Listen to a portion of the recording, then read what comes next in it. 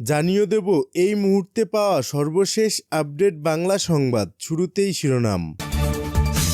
শুরুতেই জানাবো দেশ ত্যাগ নয়, আপোষহীনতায় খালেদা জিয়া বেছে নিয়েছিলেন কারাগার।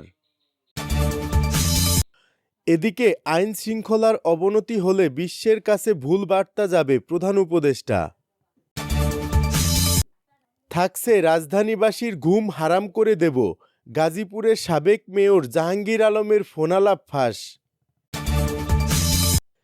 এবং আওয়ামী লীগকে নিষিদ্ধে সরকার শীঘ্রই পদক্ষেপ নেবে বললেন উপদেষ্টা আসিফ। এতক্ষণ শুনছিলেন সংবাদ শিরোনাম, এখন থাকছে বিস্তারিত। রাজধানীবাসীর ঘুম হারাম করে দেব, গাজীপুরের সাবেক মেয়র জাহাঙ্গীর আলমের ফোনালাপ ফাঁস। ছাত্র জনতার আন্দোলনের তোপে পালিয়ে ভারতে আশ্রয় নিয়েছেন স্বৈরাচার শেখ হাসিনা। তবে মাঝে মধ্যেই সামনে আসছে স্বৈরাচার হাসিনা সহ দলটির নেতাদের একাধিক ফোনালাপ। এবার সামাজিক যোগাযোগ মাধ্যম ফেসবুকে ভাইরাল হয়েছে নেতাকর্মীদের সঙ্গে গাজীপুর সিটি কর্পোরেশনের সাবেক মেয়র জাহাঙ্গীর আলমের একটি ফোনালাপ। ফোন কলে জাহাঙ্গীর হুমকি দিয়ে বলেন, আমাদের সব টিম রেডি আছে, আমাদের সম্রাট ভাই এখানে আছেন, রাজধানীতে আমরা থাকতে চাই। আমাদের স্পষ্ট কথা, যে রাজধানীতে আমাদের মানুষ দিনে শান্তিতে ঘুরতে পারবে না, চলতে পারবে না, সেই রাজধানীর মানুষ রাতে ঘুমাতে পারবে না। আমাদের চূড়ান্ত সিদ্ধান্ত, যে রাজধানীতে আমরা দিনে থাকতে পারবো না, সেই রাজধানীর মানুষের ঘুম আল্লাহ দিবে না। আমরা সেইভাবে আমাদের তৈরি করে নিয়েছি। আপনারা চূড়ান্ত খেলার মধ্যে সবাইকে নিয়ে থাকবেন। আমাদের ইতিহাসে যেন আর থুথু না পড়ে। পদ বড় নয়, আদর্শ বড়। আপনারা যার যার ওয়ার্ড থেকে আলোচনা করেন, কর্মীদের বুঝিয়ে তাদের কৌশলগত ট্রেনিং দেন। প্রায় 6 মিনিটের ফোন কলে তিনি আরও বলেন, সব বিভাগ জেলার সাথে যোগাযোগ হয়েছে, সময় মতো মূল ব্যক্তিদের কাছে মেসেজটা চলে যাবে। আমরা সময় মতো বুঝিয়ে দিতে চাই আমরা কার সৈনিক, আমরা আমাদের কাজ চালিয়ে যাচ্ছি, আপনারা তার রেজাল্ট পাবেন। আওয়ামী লীগকে নিষিদ্ধের সিদ্ধান্ত আসছে আসিফ মাহমুদ। স্থানীয় সরকার, পল্লী উন্নয়ন ও সমবায় মন্ত্রণালয়ের উপদেষ্টা আসিফ মাহমুদ সজীব ভুঁইয়া বলেছেন, রাজনৈতিক দল হিসেবে আওয়ামী লীগকে নিষিদ্ধ করার ব্যাপারে বর্তমান সরকার শীঘ্রই পদক্ষেপ নেবে। এ প্রসঙ্গে তিনি বলেন, প্রথমত এটা অত্যন্ত ইতিবাচক যে আওয়ামী লীগ নিষিদ্ধ করার ব্যাপারে রাজনৈতিক দলগুলোর মধ্যেও এক ধরনের ঐক্যমত তৈরি হচ্ছে। দেশের মানুষ তৎকালীন ক্ষমতাসীন ওই দলের অগণতান্ত্রিক এবং একগুঁয়েমি মনোভাব ও কার্যকলাপ মেনে নিতে পারেনি বলেই 5 আগস্টের আগে ও পরে তাদের মধ্যে দলটি নিষিদ্ধ করার বিষয়ে ঐক্যমত প্রতিষ্ঠিত হয়। রাজনৈতিক দল হিসেবে আওয়ামী লীগকে নিষিদ্ধ করার ব্যাপারে সরকার সহসাই কোনো পদক্ষেপ নিচ্ছে না কেন, এমন প্রশ্নের জবাবে তিনি আরও বলেন, আমি মনে করি সাধারণ মানুষ কিংবা রাজনৈতিক দল যে বা যারাই হোক না কেন, আমরা এদেশের জনগণকে রিপ্রেজেন্ট করি।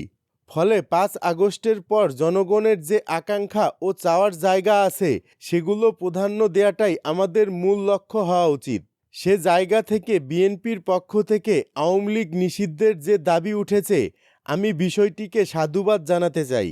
অন্তর্বর্তী সরকারের যুব ও ক্রীড়া মন্ত্রণালয়ের উপদেষ্টা বলেন, বিচারিক প্রক্রিয়া ছাড়াও 4টি আইন রয়েছে যেখানে সরকার নির্বাহী আদেশে যে কোনো দলের বিরুদ্ধে ব্যবস্থা নিতে পারে। তবে এটার লিগ্যাল ফ্রেমওয়ার্কটা কী হবে, এ বিষয়ে সরকার এখনও সিদ্ধান্ত নেয়নি। উপদেষ্টা বলেন, বিচারিক প্রক্রিয়ায় স্বাভাবিকভাবেই জুলাই আগস্টের গণহত্যার সঙ্গে স্বৈরাচার আওয়ামী লীগের সম্পৃক্ততা প্রমাণিত হওয়ার কথা। সেক্ষেত্রে আওয়ামী লীগকে দলীয়ভাবে নিষিদ্ধ করা, নিবন্ধন বাতিল করা সহ যে কোনো ব্যবস্থা সরকার গ্রহণ করতে পারে। তবে বিষয়টি যেহেতু আইনের বাস্তবায়নের সঙ্গে যুক্ত, সেক্ষেত্রে সরকার প্রয়োজনীয় সব প্রক্রিয়া অনুসরণ করেই আওয়ামী লীগ নিষিদ্ধ করার বিষয়ে একটি চূড়ান্ত সিদ্ধান্তে আসবে। তিনি বলেন, আমি আশ্বস্ত করতে চাই, বাংলাদেশের জনগণের চাওয়া প্রতিফলন ঘটাতে সরকার এ ব্যাপারে দ্রুতই পদক্ষেপ নেবে। জুলাই গণ অভ্যুত্থানে নেতৃত্ব দেওয়া শিক্ষার্থীদের নতুন রাজনৈতিক দল গঠন প্রসঙ্গে সরকারের এই উপদেষ্টা বলেন, 5 আগস্টের পরিবর্তনের পরে আমরা একটি অন্তর্বর্তীকালীন সরকার গঠন করেছি। একটি গণ অভ্যুত্থান যারা ঘটায়, পরবর্তী প্রক্রিয়ার সঙ্গে তাদের সম্পৃক্ততা না থাকার কারণে আমরা অতীতে দেখেছি যে অভ্যুত্থানের অর্জনগুলো সব নষ্ট হয়ে যায়।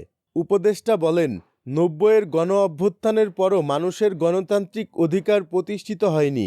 এ বিষয়গুলো বিবেচনা করেই যারা স্বৈরাচার হটানোর আন্দোলনে অগ্রভাগে নেতৃত্ব দিয়েছে তারা একটি দল গঠনের চিন্তা করছে। তাছাড়া ৫ আগস্টের পর গণ অভ্যুত্থানে নেতৃত্ব দেয়া অনেকেই কোনো রাজনৈতিক ব্যানারে যায়নি। বর্তমানে তাদের ভেতরেও রাষ্ট্র গঠনের স্পৃহা তৈরি হয়েছে। এই শক্তিটাকে সংহত করার জন্য একটা রাজনৈতিক দলের প্রয়োজনীয়তার কথা উল্লেখ করে তিনি বলেন, দল গঠনের সিদ্ধান্ত হলেও এ দলের কোনো নাম এখনও চূড়ান্ত হয়নি। ফেব্রুয়ারির দ্বিতীয়ার্ধে নতুন দলটির আত্মপ্রকাশের বিষয়ে চিন্তা করা হচ্ছে বলেও এখন পর্যন্ত জানতে পেরেছি। ছাত্রদের নতুন দলে সরকারের কোনো প্রতিনিধি থাকবে কিনা এমন প্রশ্নের জবাবে আসিফ মাহমুদ বলেন, এ বিষয়ে চূড়ান্ত সিদ্ধান্ত হয়নি।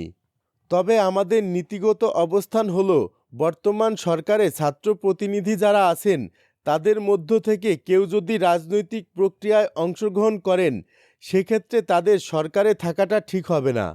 কেউ যদি সেই প্রক্রিয়ার সঙ্গে যায় তো অবশ্যই সরকার থেকে পদত্যাগ করে তবেই সেখানে যাবে।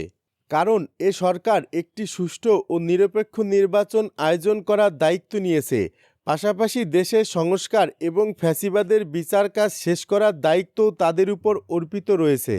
সেক্ষেত্রে কোনো ধরনের কনফ্লিক্ট যেন তৈরি না হয় সে বিষয়ে সর্বোচ্চ সতর্ক থেকেই সকল সিদ্ধান্ত নেওয়া হবে। জুলাই গণ অভ্যুত্থানে নেতৃত্ব দেওয়া শিক্ষার্থীদের নতুন রাজনৈতিক দলে তিনি থাকবেন কিনা এ বিষয়ে এখনও সিদ্ধান্ত নেননি জানিয়ে আসিফ মাহমুদ বলেন, এ বিষয়ে ভাবিনি, কিছু বিষয় পর্যালোচনা করছি, সিদ্ধান্ত চূড়ান্ত হলে সবাই জানতে পারবে। সরকার চায় সংস্কার, রাজনৈতিক দলগুলো চায় নির্বাচন।